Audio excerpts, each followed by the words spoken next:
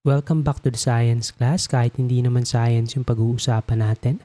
Ako nga palang professor nyo, Pinoy Heisenberg. At ngayong araw magbabasa na naman tayo ng isang Reddit post. At yung title ng Reddit post na to ay My GF celebrated best friend day with his male friend yesterday. I felt annoyed and hurt because she did not even bother to tell me na aalis siya ng 11. Aalis siya ng gabi and mga 11 na nun. And nakakainis lang kasi umuwi na siya ng umaga. PS, we are not living together. Nakita ko lang sa story niya. Besides that, nakita ko pa sa story niya they were playing romantic songs together sa car and it's bugging me. I tried saying good morning to her and waited a bit to see if she will explain but she did not even bother. Deadma lang, parang hindi niya ako boyfriend. What am I supposed to do in this situation because I feel like wala akong karapatan malaman yung ginawa niya with her friends because she doesn't tell me anything. Ayaw ko naman siyang sakalin with our relationship na kahit sa friends niya. Sa friends lahat sasabihin niya sa akin pero yung kanyang aalis siyang 11 tapos uuwi ng umaga, hindi niya sabihin sa akin yan. Hindi niya pa magawa. So, ayun yung kwento dito ng poster and for me personally, alam mo na kung ano yung dapat mong gawin. Hindi ka na dapat magstay sa ganitong klaseng tao dahil hindi ka niya nire-respeto bilang boyfriend niya. Sa isang relationship, important yung mutual respect sa isa't isa na yung, isa ito sa mga example ng respeto. Siyempre kung lalabas ka ng gabi tapos may kasama kang ibang mga tao, kailangan mo magpaalam sa partner mo, either sa boyfriend mo, girlfriend mo, or wife mo, or husband mo. Applicable to, mapababae man o palalaki. Siyempre lalabas ka alas 11 ng gabi tapos yung kasama mo is lalaki mong kaibigan. Tapos ang ginagawa pa nila is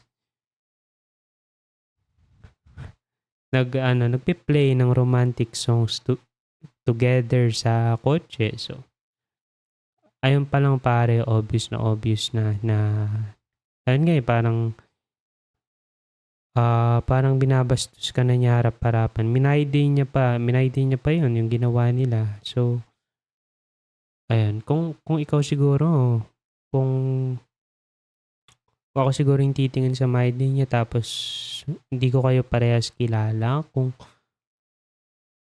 yung male friend niya lang yung kasama niya sa kotse tapos nagpe-play sila ng romantic songs is siguro isipin ko na silang dalawa, may relationship sila. So, etong gantong mga bagay, feeling ko yung male friend na to, hindi lang to male friend. Isa to sa mga taong naghihintay na maghiwalay kayong dalawa para i-comfort niya yung girlfriend mo tapos ayun magiging sila at the end. So ayun pare, kausapin mo tong girlfriend mo pero ako personally hindi worth it maging ka-relationship yung gantong klaseng tao. Gantong kasimpleng mga bagay, hindi niya alam yung simple na respect bilang partner ka niya. Kaya kailangan niya sabihin yung gantong mga bagay. And ito pa lang kwento mo is lumalabas na parang hindi ka niya nire-respeto bilang partner niya. Ayan. And para sa akin, hindi din naman pananakal yung magtatanong ka kung saan siya galing, lalong-lalo na naggabi na siya lumabas. Hindi pananakal yun. Concern ka lang sa kanya. And syempre at the same time, alam naman natin parehas nagsiselos ka dahil sa ginawa nila. So, alam mo na yung kailangan mong gawin, kausapin mo siya. At kung ako sa'yo, iwalayan mo na yan. Marami pang mas better na mga tao kesa sa ganyang klaseng partner.